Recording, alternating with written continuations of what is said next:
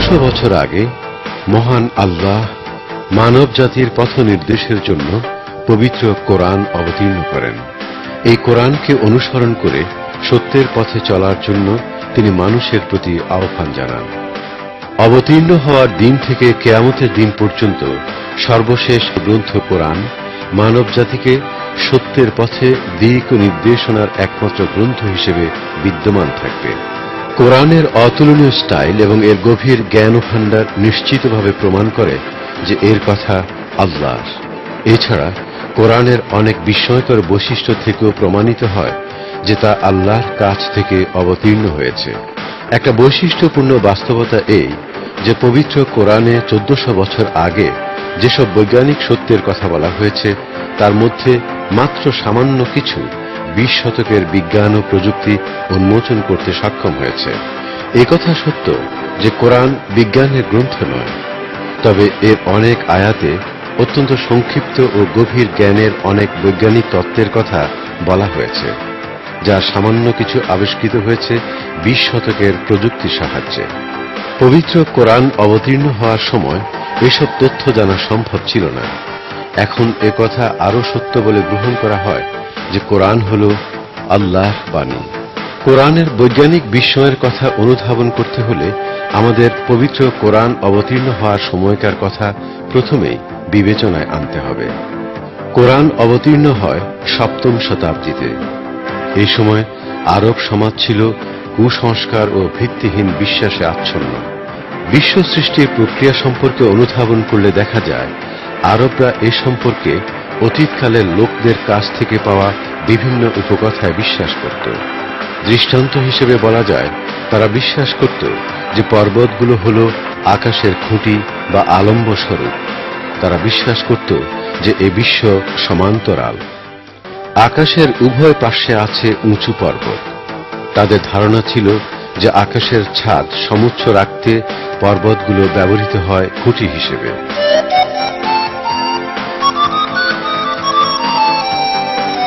যা হোক, কোরআন অবতীর্ণ হওয়ার পর আরব সমাজের লোক কুসংস্কার থেকে মুক্ত হয়। পবিত্র কোরআনে বলা হয়েছে, তিনি আল্লাহ যিনি আকাশকে কোনো অবলম্বন ছাড়াই উন্নীত করেছেন। পর্বতের কারণে আকাশ উঁচু অবস্থায় থাকে, এই ধারণা পবিত্র কোরআনের ওই আয়াত দ্বারা বাতিল হয়ে যায়। অন্যান্য অনেক বিষয়ে কোরআনের আয়াতের মাধ্যমে এমন গুরুত্বপূর্ণ তথ্য প্রকাশ পায় যা সে সময় অন্য কোনোভাবে জানা সম্ভব ছিল না। পবিত্র কোরআন অবতীর্ণ হওয়ার সময় জ্যোতির্বিদ্যা, পদার্থবিদ্যা বা জীববিদ্যা সম্পর্কে মানুষের জ্ঞান ছিল খুবই সীমিত। পবিত্র কোরআনে আছে বিভিন্ন বিষয়ের দিক ও নির্দেশনামূলক তথ্য। এইসব বিষয়ের মধ্যে আছে বিশ্ব সৃষ্টি, মানুষ সৃষ্টি, বায়ুমণ্ডলের গঠন কাঠামো এবং পৃথিবীতে জীবন ধারণের জন্য সুষম ভারসাম্য ব্যবস্থা। পবিত্র কোরআনে যেসব বৈজ্ঞানিক সত্য প্রকাশ পেয়েছে তা এখন আলোচনা করা যায়।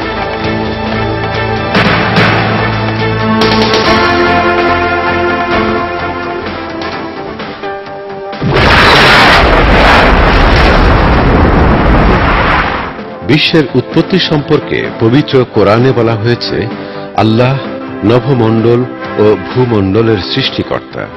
পবিত্র কোরআনে যে কথা বলা হয়েছে তা সমসাময়িক কালের বিজ্ঞানের আবিষ্কারের সাথে পুরোপুরি সামঞ্জস্যপূর্ণ।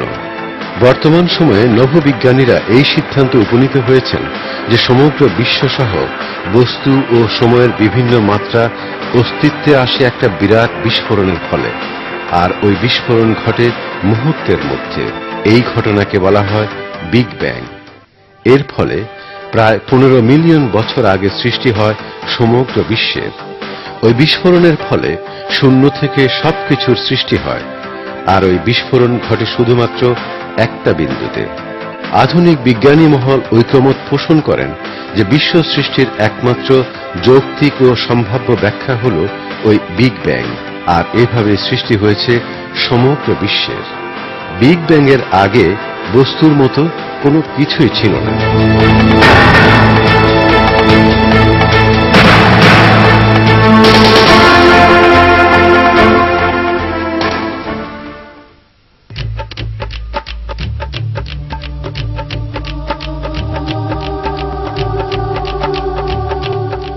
1400 বছর আগে কোরআন অবতীর্ণ হওয়ার সময় জ্যোতির্বিজ্ঞান ছিল একেবারে প্রাথমিক স্তরে।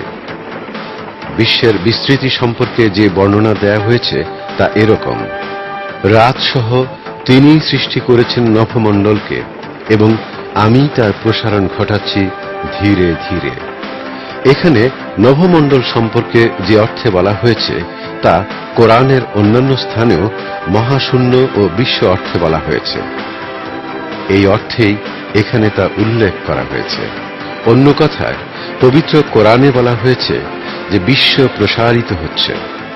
বর্তমানে বিজ্ঞানও ঠিক একই সিদ্ধান্তে উপনীত হয়েছে। 20 শতকের প্রথম দিকেও বিজ্ঞানীদের একমাত্র ধারণা ছিল যে এ বিশ্ব হল স্থিতিশীল এবং অনাদিকাল থেকেই তা বিদ্যমান আছে।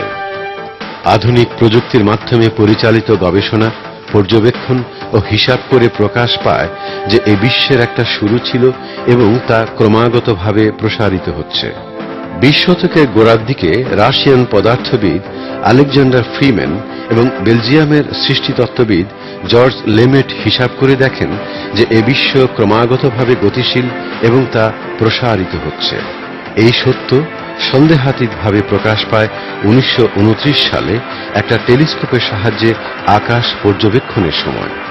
মার্কিন নভোবিজ্ঞানী এডউইন হাবল আবিষ্কার করেন যে নক্ষত্র, ধূমকেতু ও ছায়াপথ ক্রমাগতভাবে পরস্পর থেকে দূরে সরে যাচ্ছে।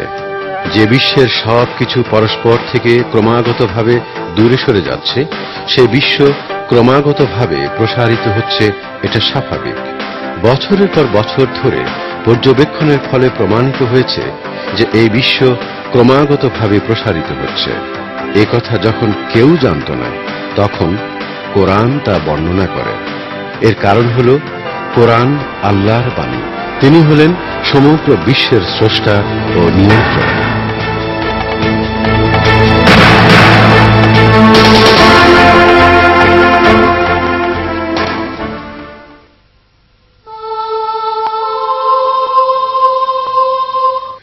পবিত্র কোরআনে সূর্য ও চন্দ্রের কথা বলার সময় স্পষ্টভাবে বলা হয়েছে যে প্রত্যেকে একটা নির্দিষ্ট গতিপথে পরিভ্রমণ করছে।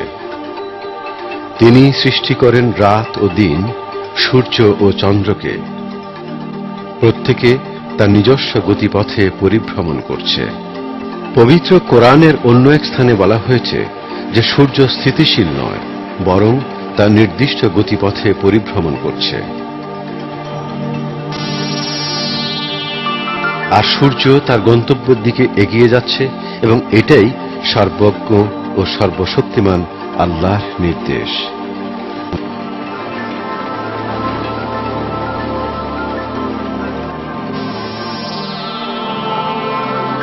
কোরআনে যেসব কথা বলা হয়েছে, বর্তমানকালে জ্যোতির্বিজ্ঞানীরা পর্যবেক্ষণের মাধ্যমে তা আবিষ্কার করেছে। জ্যোতির্বিদ্যা বিশারদগণের গণনা অনুযায়ী সূর্য প্রতি ঘন্টায় 720,000 কিলোমিটার গতিতে ভ্রমণ করছে এবং নক্ষত্রের দিকে ধাবিত হওয়ার সময় একটা বিশেষ ধরনের বিরাট কক্ষপথ অনুসরণ করছে। ওই কক্ষপথকে বলা হয় সূর্য দ্বারা প্রভাবিত ইপেক্স। এর অর্থ হল সূর্য প্রতিদিন সাধারণভাবে প্রায় 17,280,000